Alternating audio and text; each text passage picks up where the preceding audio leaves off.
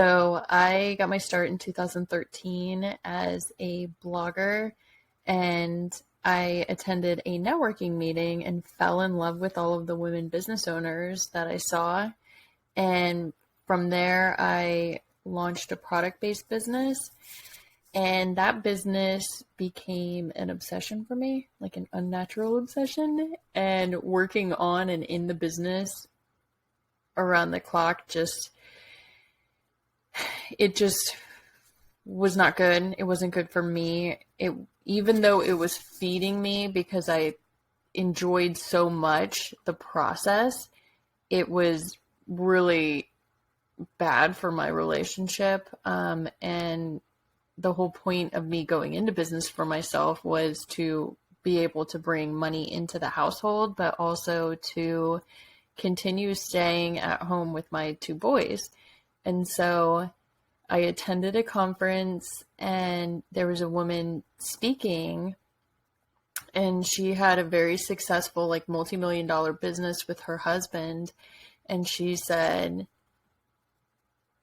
because this was a conference that was geared towards like new business owners. And she said, I just wanted to let you know that the best year in business was the year that I was recovering from cancer, because it was the first time that I felt like it was okay enough for me to take time to spend with my teenage daughter. And she went through divorce. She had cancer, and she had, missed a lot of her daughter's life. And so that was a huge wake-up call for me.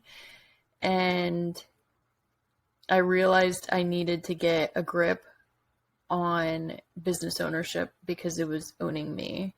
And so I started to notice a theme with the other business women that I was, running with. And it seemed that we were all kind of doing the same thing. Like, we were either going full hog at our business, or, we were being pulled with the family obligations or societal obligations, and it just seemed like too much. So in 2015, I started a women's enrichment group that was all about getting women to prioritize themselves. And so that lasted from 2015 to 2019. It was a huge focus on scheduled times for women to meet up together.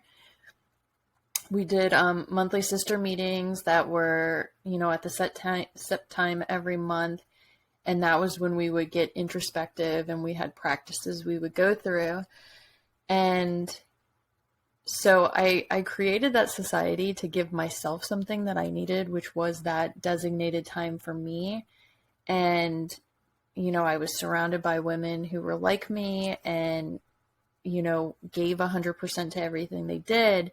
But as time went on, the society started to take a toll on me because my kids had aged. And so we were having our meetings in the evening, and then on the weekends we would do our experiences, which were like the experiential workshops.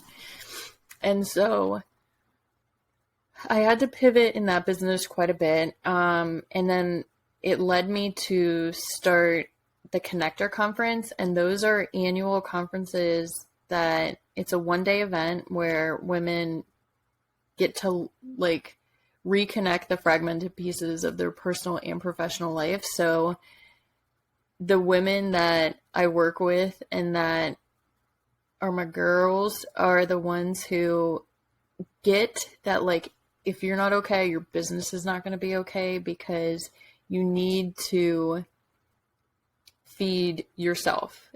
That will feed your business. And so,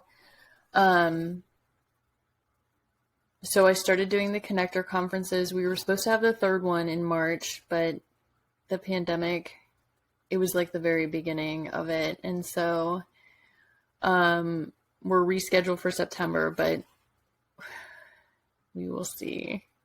Anyway, so since I started my businesses, though, like the theme has been the same. It's been about women's empowerment, about well, I guess not with the very first business. That was kind of that was my entryway in. And that was like what got me into the arena, I guess. And then from there, I started to realize what my work was supposed to be. And that is to get women to make sure that they're not blindly going through life, just taking care of everyone and everything around them with no regard to themselves. Did I just hear you say amen? Like, it's at no fault of our own. It's just, I think that at some point in life, you know, we're our number one as children, and then we're taught like, okay, don't be self-centered and don't be, you know, it's not all about you. And I do think that we have an innate ability to nurture, but then it just switches like somewhere in your 20s, maybe teens, I don't even know. I guess it depends on your upbringing, but at some point it goes from you being your number one to you having to save everyone else or take care of everyone else. And it's not okay. And so my work here is to remind women that like we all have special gifts and we all have brilliance that we can bring to the world. But like if we're not taking care of ourselves first, and if we're finding fulfillment in external situations, so like, you know, with a relation, like a relationship, or, you know, nurturing our kids, or working on our business, or volunteering, or any of those things, like if that is the way that we find fulfillment and we are disconnected from ourselves internally, I think that it just really taints the work that we're supposed to be doing. So